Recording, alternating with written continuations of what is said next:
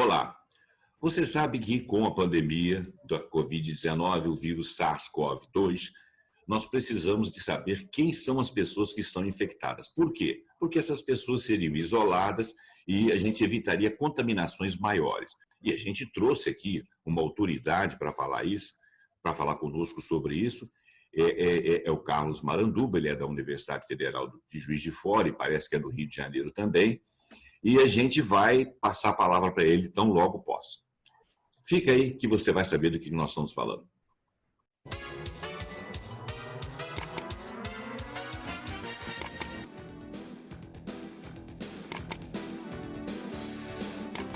Está no ar a mesa de debates aqui na TVE de Juiz de Fora e na FM Premium. Eu sou José Roberto Abramo e hoje nós vamos falar de testagem da Covid para impedir a propagação da doença.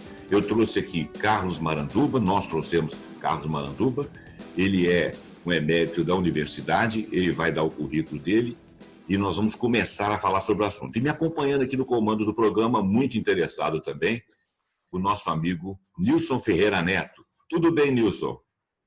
Tudo bem, Zé. Tudo bem, Carlos. É um prazer estar aqui mais uma vez debatendo um assunto importante. É muito importante, realmente. Importante, inclusive, para nós, né, Nilson? Que nós somos da idade do perigo, né? Quer dizer, você não, mas eu já sou. Eu também. Eu também. Ô Carlos, fique à vontade. Eu gostaria que você primeiro se apresentasse, dissesse do seu currículo. E logo logo depois que você falar do seu currículo, para a gente aproveitar bastante a sua fala, eu queria que você já começasse a falar o que significa a palavra testagem e por que ela é importante cientificamente para nós podermos saber em que mato que nós estamos lenhando. Fique à vontade. Bom dia a todos. Eu queria, antes de mais nada, agradecer o convite, a participação. E meu nome é Carlos Maranduba, sou professor lotado no Departamento de Biologia do Instituto de Ciências Biológicas da Universidade Federal de Juiz de Fora. Sou geneticista, geneticista humano, e venho trabalhando também com pesquisas na área de células-tronco.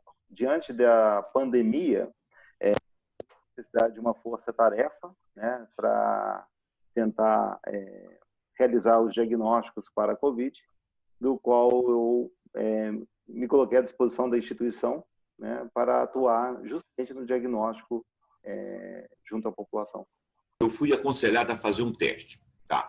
E eu queria saber, mediante o que nós conversamos em off aí, pode ser que eu tenha tido, eu estou falando mas várias pessoas, alguns de nós podemos ter tido a Covid-19 antes de nós tomarmos ciência da pandemia de janeiro para cá. Encontrar, inclusive, restos de vírus em esgotos em cidades por aí. Isso significa que o vírus aportou aqui antes dele ser uma pandemia, uma endemia lá na China e que depois se transformou na pandemia. Bom, então, ser aconselhado a fazer um exame. Qual o exame que define que eu estou infectado agora? Qual é o exame que diz para mim se eu já tive ele no passado? E depois eu queria que você falasse também, não sei se isso aí estaria dentro do da sua preleção aqui agora, para ser mais útil possível, mas, assim, o tempo de permanência da capacidade dos anticorpos conseguirem reverter a doença, porque isso aí tem sido a preocupação da comunidade internacional. Fica a seu critério comentar ou não sobre isso. Mas, então, testagem. Como é que é a testagem? Qual é aquela que define que você está infectado? Qual é aquela que define que você já foi infectado, já melhorou? Como é que funciona isso aí? Bom, inicialmente respondendo a sua pergunta da testagem, Por que é importante a testagem? A testagem ela é importante justamente para você fazer uma programação primeiro, epidemiológico, conhecer os dados, a realidade, local e planejamento. Planejamento por quê? Como é uma doença de alto contágio, expor todo mundo a uma exposição do novo coronavírus sem uma vacina é perigoso. É perigoso por quê? Todos irão pegar, mas o problema é a quantidade que irão pegar e chegar aos hospitais. Nós não temos uma demanda suficiente de respiradores e outros insumos para atender uma grande quantidade se chegar naquele momento nos hospitais. Esse é o problema. Então, a testagem em massa é importante justamente para ver essa programação. abertura ou não de estabelecimentos, né? E aí vai. É estratégico a nível econômico.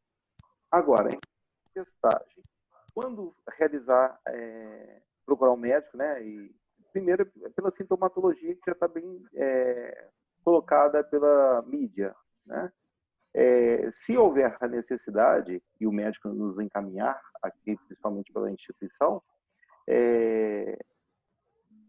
existem dois tipos de testes. Aquele na fase inicial que nós falamos, que a pessoa está portando o vírus, e aí nós fazemos uma análise de PCR em tempo real. Como funciona a análise de PCR em tempo real? É a primeira fase. São testes complementares, a biologia molecular com a sorologia. O RT-PCR, ele funciona da seguinte forma. Coletamos um swab, né, nasal, e aí nós extraímos a amostra que a gente chama de RNA, né, material genético, o RNA. Só que esse RNA, através do swab, ele contém a amostra do paciente, certamente, e podendo ter ou não a amostra viral. O que nós estamos investigando se naquela amostra biológica do paciente contém o vírus. Então, se aquele paciente na fase inicial porta, estamos investigando, quando nós vamos para dentro do laboratório, nós usamos 3 tipos de marcadores. Certo. Marcadores, sequências, né, que nós utilizamos para reagir com a amostra e nos apresentar. Ele tem, não tem. Né? A amostra do paciente, obrigatoriamente, ela sempre vai ser positiva, para mostrar que a reação não houve falhas. Uma vez que a amostra do paciente, eu vou usar o termo acender, tá? Ela dá o positivo, que obviamente, os outros 2 marcadores estão localizados no genoma viral. Certo. Então, por que nós utilizamos 2 marcadores? Porque se um dá positivo e o outro não, nós chamamos isso de inconclusivo. Então, nós repetimos a reação, onde a amostra do paciente tem que dar positivo, e ele, estando infectado com o novo coronavírus, os outros 2 marcadores têm que dar positivo simultaneamente. Aí nós soltamos o resultado que ele está positivo. O marcador ligado à pessoa, ele demonstra o quê? Isso é que eu não entendi. Então, vamos lá. A explicação ficou clara para vocês? Tá, a amostra do paciente deu positivo e as outras 2 não acenderam. Então, é sinal que o paciente não tem infecção. Agora, por algum problema da reação, se a amostra do paciente não acender, né, não der positivo, e as outras 2 também não derem positivos, pode ter que ter problema na reação.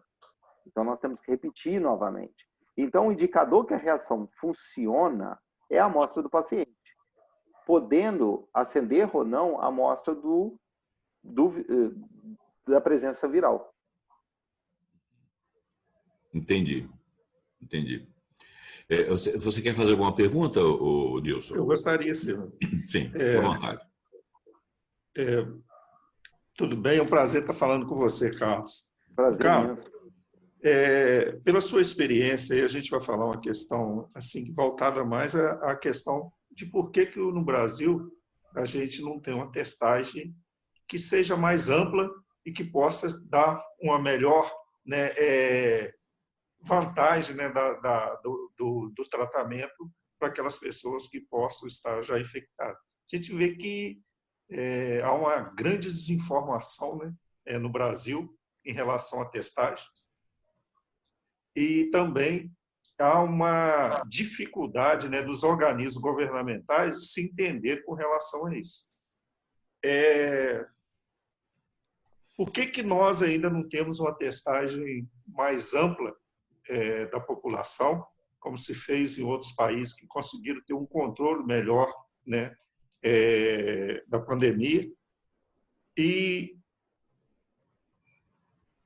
por que os postos de saúde de todos os entes, né, da federação já não estão fornecendo esse teste, como, por exemplo, a gente viu que em Brasília já existe, né, nas UBS, nas UPAs, né, a testagem já de pessoas, justamente para isolar a pessoa, colocá-la em quarentena, ou até para poder já submeter a um tratamento prévio né, o inicial, para evitar que a doença se desenvolva e chegue num período mais grave.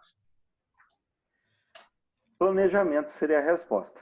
Nós não tivemos planejamento, né, por parte dos órgãos competentes, digamos dessa forma. E quando o Brasil viu o que está acontecendo, não só aqui agora, mas como o resto dos outros países, é um pouco mais tarde. Por que um pouco tardio? Porque não há insumos no mundo para que você consiga fazer essa testagem em massa, tendo em vista, por exemplo, que os Estados Unidos abasteceu comprando kits, respiradores, equipamentos e outras coisas mais. Então, agora chega um pouco o desespero, né? Então, eu falo que foi planejamento por parte dos órgãos competentes, né? Prova disso é que o projeto do qual eu aprovei, junto à FAPEMIG, né, ela visa, modestamente, uma triagem em massa, né, de 2.500 amostras, né?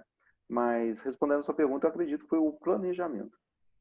Eu até complementaria para você falar para a gente na questão do custo desses equipamentos de testagem, né, dos insumos para testagem e também dizer se a testagem que é feita, por exemplo, uma pessoa que é assintomática, vamos supor, ela tem alguns aí que estão fazendo até isso através de laboratórios particulares, né? Sim. Hoje os planos de saúde, por decisão judicial, não estão mais obrigados a fazer a testagem. Mas esse teste tem que ser repetido. Seria a questão do custo deles maior, seria porque ele teria que ser repetido continuamente, e aí eles estão dando preferência só para o pessoal que está diretamente ligado, né, na área de saúde com pacientes que contêm a Covid. Então, o custo, né? Eu não tenho valores certos, mas, por exemplo, um equipamento de PCR em tempo real, só o valor dele custa R$100.000, em torno disso, né? Só que você não precisa só do equipamento, você precisa dos insumos, você precisa de vidraria, você precisa de uma centrífuga e etc. e tal. Isso encarece o processo.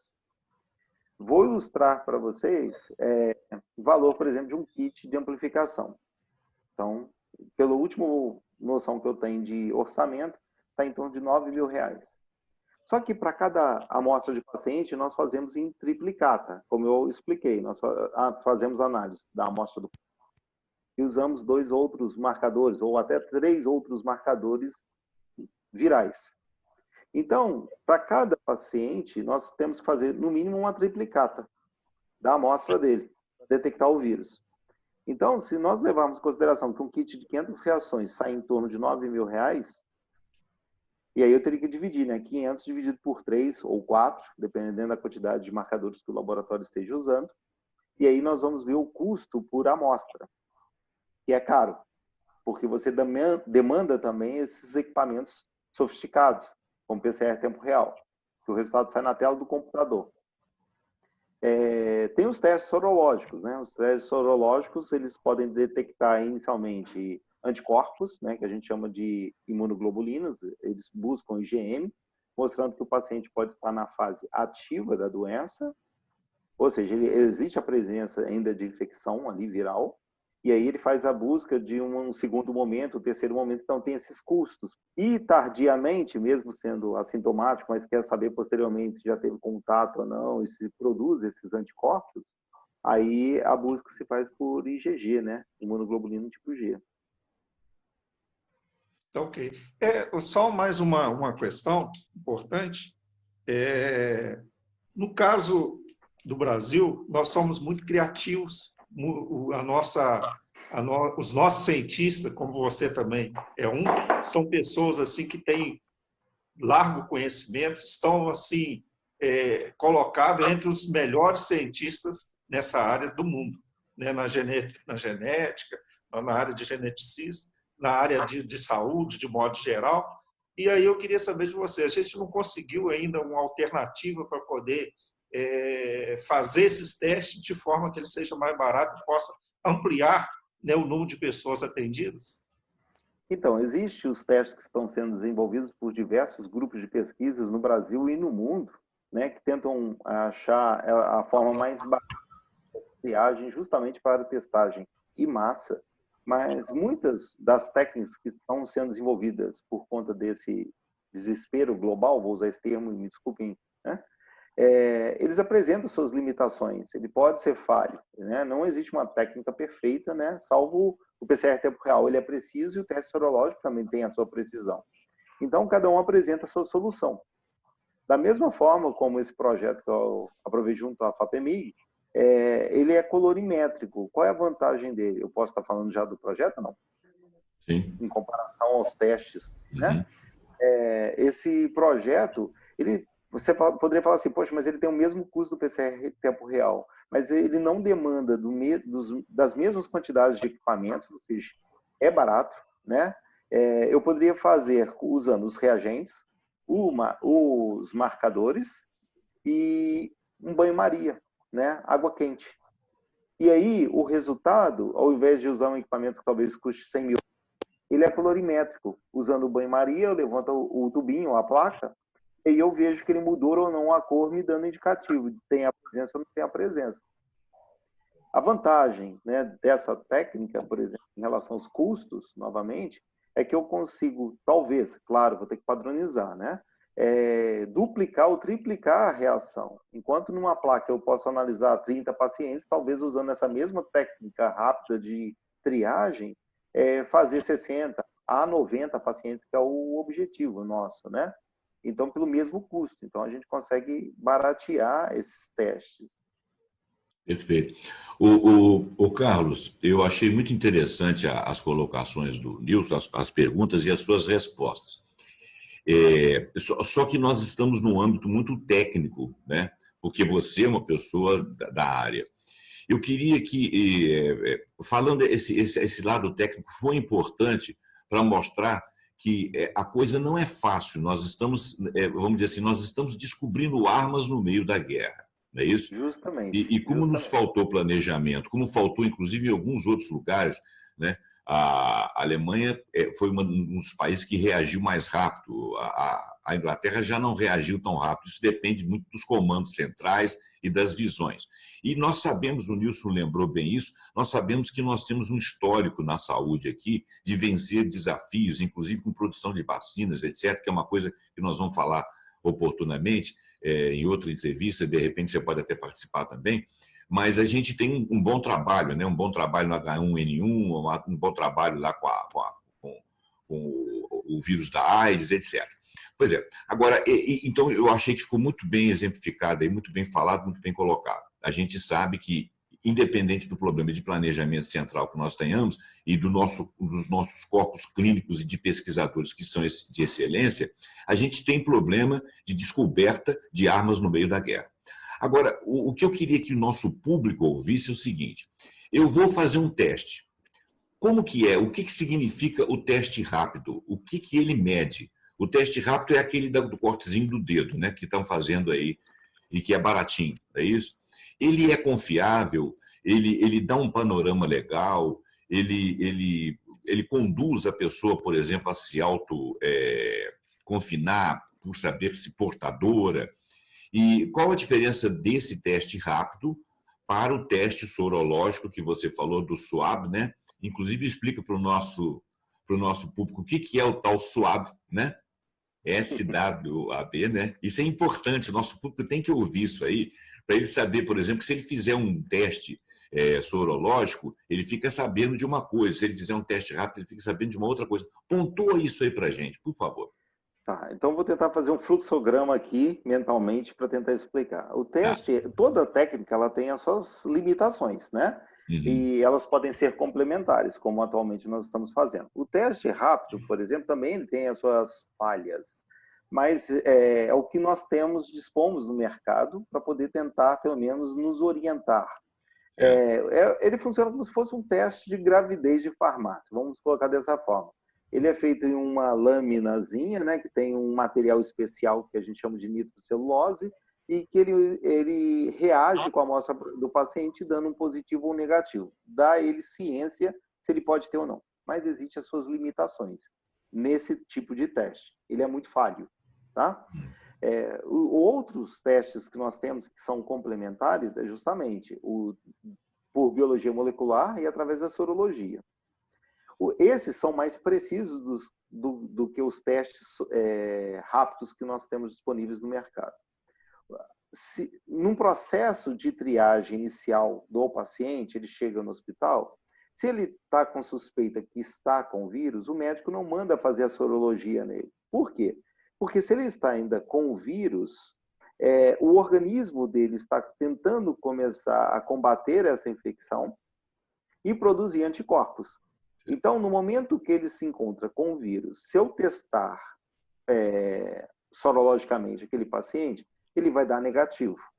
Aí ele poderia sair com um falso resultado, tipo, eu não peguei Covid. Na verdade, ele está no processo de infecção viral ainda. Então, o médico vai sugerir que ele faça o diagnóstico molecular, o PCR em tempo real.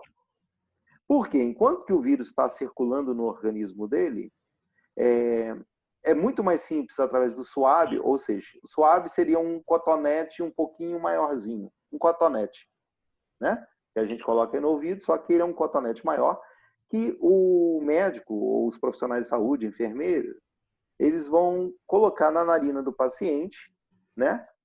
Fazer um movimento dentro da narina do paciente e puxar. O que ele coleta? Ele coleta um material justamente nasal, onde existe possivelmente a presença viral ali na mucosa.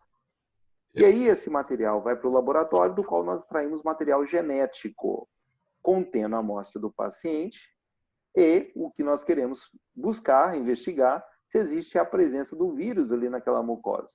Certo. Tudo bem? Então, ok. Vamos supor que ele passou do momento de infecção. O organismo dele já respondeu e já está começando a produzir anticorpos. Nessa fase que ele já passou de toda aquela sintomatologia, coriza, tosse, dores, e etc. e tal, se eu pesquisar por RT-PCR a presença do vírus, aí eu não vou encontrar mais nada, porque o organismo dele já respondeu, vai dar negativo e ele poderia sair com a sensação: eu não peguei Covid. Na verdade, ele pegou e já está produzindo os anticorpos. Então, por isso que eu falo que o teste de biologia molecular ele é complementar ao sorológico, porque os dois detectam fases distintas. Passou a parte, né, de infecção, o médico vai pedir tardiamente a busca de anticorpos, estudos dos anticorpos. Se for detectado um IgM, ainda o corpo está produzindo os anticorpos, ele está na infecção ativa que nós falamos. Aí ele tem que fazer aquelas repetições. E se eu quiser saber se ele já está com os anticorpos, né, sendo produzido em escala, tardiamente, aí vai ser feita a pesquisa com o IgG, que é o anticorpo tipo G.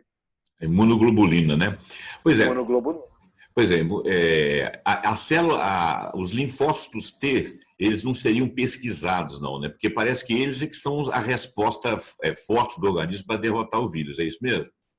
Sim, mas a gente utiliza sorologicamente dentro do laboratório as imunoglobulinas. As imunoglobulinas, né? Imunoglobulinas. A gente fica feliz de você ter nos prestigiado aqui, dando essa entrevista. Inclusive, eu queria deixar, assim, do alto da minha ignorância no assunto, mas eu queria deixar aqui a mensagem para os nossos espectadores e os nossos ouvintes de que a gente tem que procurar saber a informação certa, nos lugares certos, não ficar ouvindo esse bombardeamento de internet que, às vezes, destoa, joga para um lado, entra um componente ideológico. Nada disso presta no momento em que nós temos que resolver um problema. No momento que nós temos que resolver um problema, nós temos que ser objetivos. E para ser objetivo, você tem que saber que teste você vai fazer. E por que você vai fazer um teste sem receber comando de ninguém? Porque você está tratando da sua saúde. Então, se informe. Eu queria saber, inclusive, Carlos, se você tem algum site, alguma publicação confiável, não sei se você tem de próprio punho, ou se a universidade disponibiliza alguma coisa disso, para que os nossos ouvintes e os nossos assistentes aqui possam pesquisar e ir lá, saber disso que você está falando e se aprofundar um pouco. Existe algum site aí que eles poderiam se orientar, seu, por exemplo? Meu ainda não, né? Em relação a essa, mas são esses testes que eu estou falando, sorológicos. Lá Isso, nós temos testes, às necessidades. do do Fleury, né? E outros sites da própria Fiocruz, Da própria Fiocruz. sim, eles têm esse tipo de página, já mencionei o tipo de técnicas que são utilizadas para o diagnóstico de Covid. Certo. A única coisa que me preocupa um pouco é a linguagem, né? Porque eu entendo que essas instituições elas estão falando para um público especializado. E fica necessário que hajam repórteres que se interessem. Ontem à noite, eu assisti de uma determinada TV e eu não gostei do que eu vi. O cara começou a fazer aquela reportagem chamando atenção, parecia que ele queria falar de um anunciante, não da reportagem em si. E eu não tive a informação que eu queria, tive que procurar em outros lugares. E o público leigo vai passar por isso também. Bom, eu espero que a nossa entrevista tenha sido esclarecedora, mostrando a necessidade da gente ser um pouco médico de si próprio. Agradeço a presença do Nilson aqui, que levantou fatos importantes. Agradeço muito a sua presença, né? Descobri que nós somos conhecidos e amigos e até de famílias, me deixou muito feliz saber que tem gente importante na área aí que está ligada a nós. E agradeço a presença dos dois aqui, que nos honraram. Eu vou encaminhar para o final do programa, ok? E vou agradecer o nosso ouvinte e ao nosso assistente. E cada um, de médico e de louco, todo mundo tem um pouco. Bom, louco nós já somos bastante, né? Agora vamos ser um pouco médicos. Vamos tentar saber o que está acontecendo e não pensar só em si. Vamos pensar na comunidade, porque, infelizmente, o vírus é uma coisa de comunidade. Ele vai, se você não cuidar, ele volta. Tá bom?